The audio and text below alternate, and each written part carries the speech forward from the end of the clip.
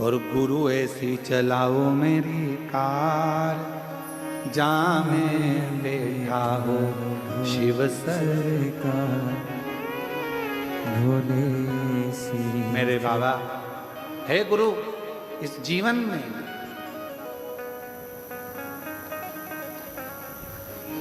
और इस गाड़ी के चार हैं पाए, इस गाड़ी के चार पाए। धर्म अर्थ काम और मोक्ष के ये चार चक्के हैं।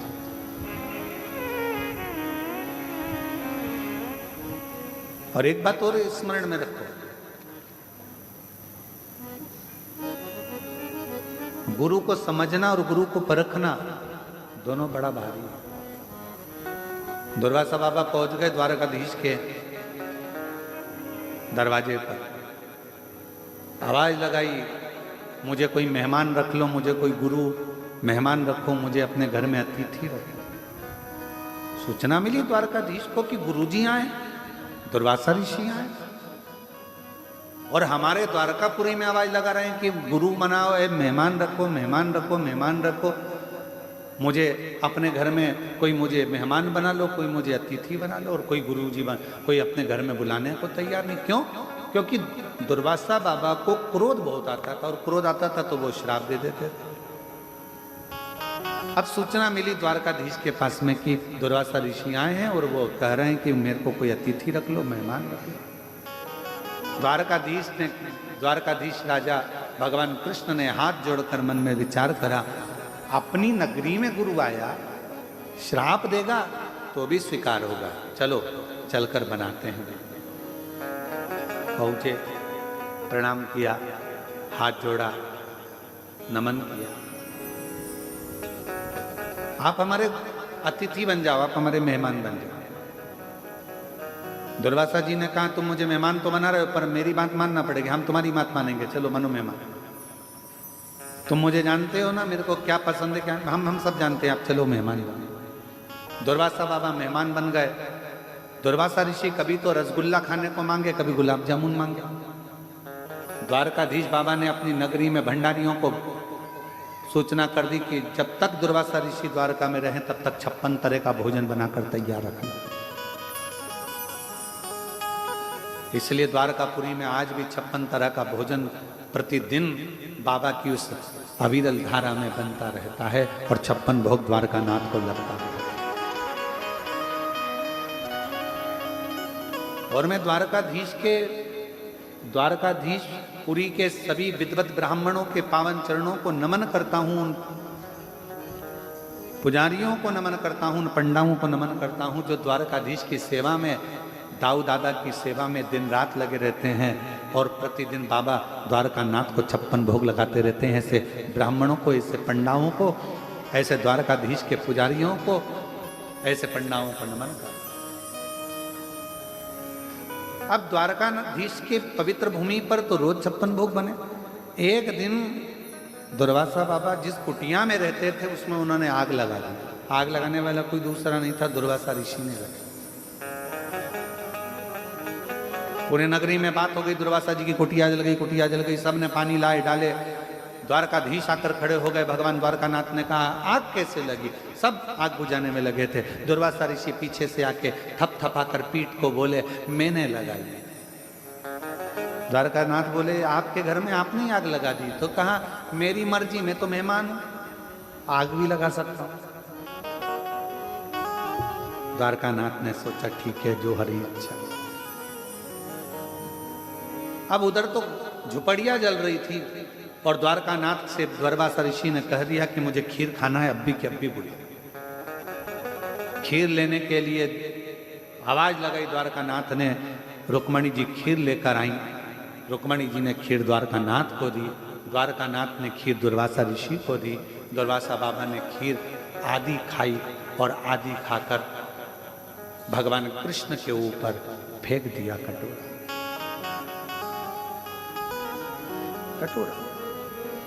और जो खीर का कटोरा द्वारकानाथ के ऊपर दिया, देते से ही कहा कि इस खीर को पूरे शरीर पर लगा लो। द्वारकाधीश ने पूरे शरीर पर खीर लगा ली। रुक्मणी जी को हंसी आ गई, ऐसा मेहमान किस काम का जिसने तुम्हारी ही दशा बिगाड़ दी। दुर्वासा बाबा को क्रोध आ गया और द्वारकानाथ जी से कहा, आज मैं रथ पे बैठकर पूरी द्वारका घूमने के लिए जाऊंगा, पर रथ में कोई घोड़ा और घोड़ी नहीं लगेंगे, रथ को खींचने के लिए रुक्मणी लगेगी। ये हंसी है ना, इस रुक्मणी को रथ खींचने के लिए लगाना पड़ेगा। माता रुक्मणी जी को रथ खींचने के लिए लगाया गया। भगवान द्वारकानाथ पीछे पीछे चल रहे थे। दुर्वासा बाबा हाथ में चाबुक लेकर रथ पर चल रहे थे। थोड़ी दूर रुक्मणी से रथ खींचते बना, फिर आखिरी में रुक्मणी जी चक्कर खाकर नीचे गिर गईं। जल का छींटा देकर उठाया और उठाकर दुर्वासा ऋषि ने कहा, द्वारकानाथ, इन रुक्मणी जी ने मेरी हंसी उड़ाई है, इनको तुम्हें द्वारका से त्यागना पड़ेगा। आज भी द्वारकापुरी में रुक्मणी जी का मंदिर द्वारकाधीश के मंदिर से कोसों दूर है। अगर आप लोग गए होंगे द्वारकानाथ कभी द्वारकाधीश दर्शन करने के लिए, तो आपने दर्शन किया होगा। और भगवान दुर्वासा ऋषि ने कहा कि मैंने तुझे खीर खाकर तुम्हारे शरीर पर खीर फेंकी थी, वो खीर तुमने पूरे शरीर पर नहीं लगाई। कहा, नाथ लगाई तो शरीर पूरे शरीर पर, पांव के तलवे में वो खीर नहीं लगी। प्रभु, आपकी खाई प्रसादी थी, मैंने सोचा पांव के तलवे में कैसे लूं। दुर्वासा जी ने कहा, एक गुरु अपने शिष्य को अगर जो कार्य करने को बोले, अगर वो कार्य पूर्ण तरह से शिष्य करे, तो ये निश्चित है वो बड़े से बड़े काल से भी बच सकता है।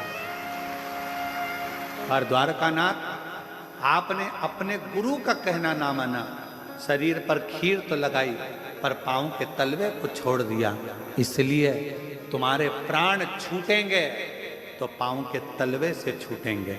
अगर भागवत जी में आपने श्रीमद् भागवत में श्रवण करा होगा तो भागवत में वर्णन आता है कि जरा नाम के व्याघ्र ने बाण छोड़ा था। भगवान पांव के ऊपर पांव रखकर बैठे थे और पांव के तलवे में वो बाण लग गया था और द्वारकाधीश के प्राण शरीर वो पांव के तलवे से छूट गए थे। पांव के तलवे से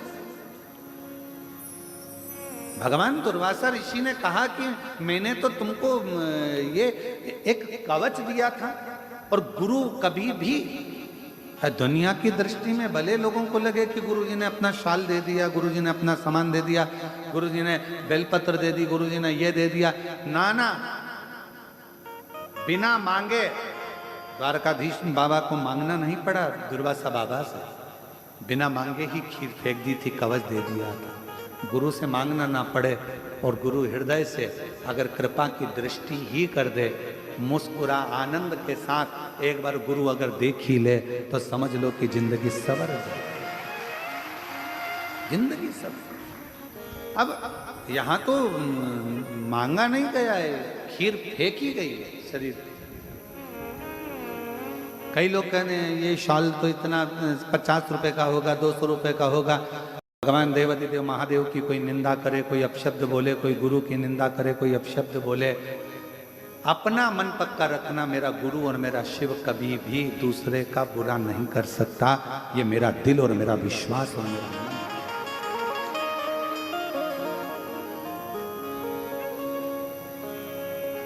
फूलों की कलियों में, काशी की गलियों में, फूलों की गलियों में, काशी की गलियों में, तेरे बिना कुछ कहीं ना, तेरे बिना भी क्या जीना, ओ बाबा रे, तेरे बिना भी क्या जीना, ओ शंभू रे, तेरे बिना भी क्या जीना।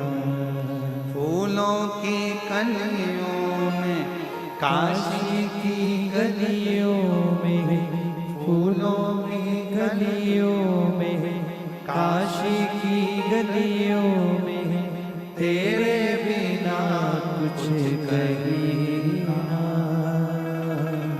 तेरे बिना भी क्या जीना ओ बाबा रे,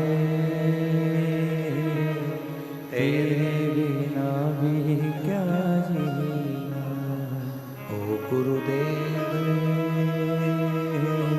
तेरे बिना भी क्या जीना।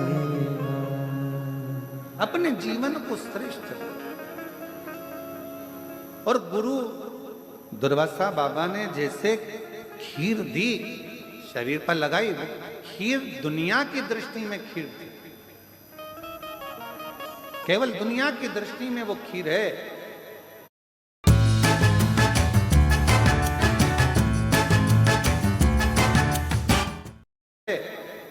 पर मेरे दुर्वासा जी ने खीर नहीं दी थी, मेरे गुरु बाबा ने तो कवच दिया था, उस कवच को धारण करना था।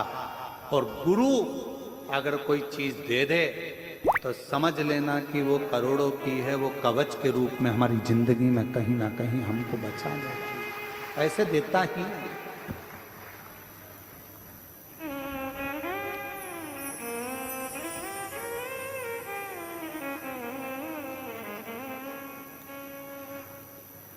बस अपने जीवन को शिव के रंग में रंगना। अब एक बार हमने ये बात कह दी थी कि अपने जीवन को शंकर के रंग में रंगना, तो लोगों ने पूछा शिव जी का रंग कौन सा?